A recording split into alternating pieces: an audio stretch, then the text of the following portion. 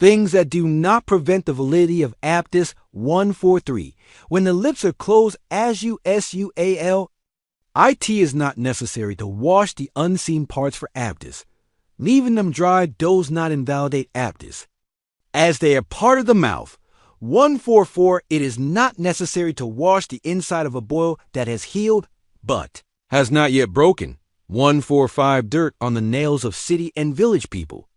Dirt on their bodies, fleas, and flies do not prevent ablution from being valid. 146. Paint remaining on painter's nails.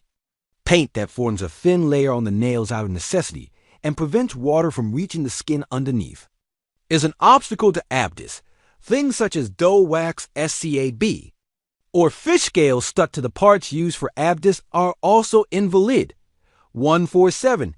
If one of the parts used for abdest cannot be washed or due to a necessity, it does not prevent abdest from being valid. Example, if washing a wound or a burn on the foot causes harm to the person, these may be wiped. If wiping causes harm, it is omitted. Similarly, if medicine applied to a wound has overflowed onto the surrounding area, the overflowed part is washed. However, if washing causes harm, wiping is sufficient.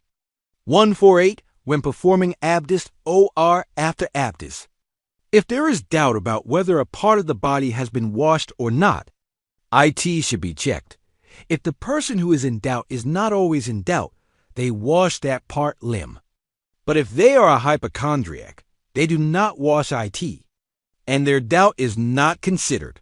149. If a person knows for certain that they have performed abdest, but then becomes uncertain as to whether they have broken their abdest, that person is considered to be in a state of abdest. A thing that is known for certain is not canceled by doubt. Conversely, if a person is certain that their abdest has been broken but later has doubts about whether they perform abdest again, they are considered to be without abdest. 150. A person who has lost one or more of the organs of ablution washes the organs that are present. The obligation to wash the feet is waived for a person whose feet have been amputated, and this does not invalidate the ablution.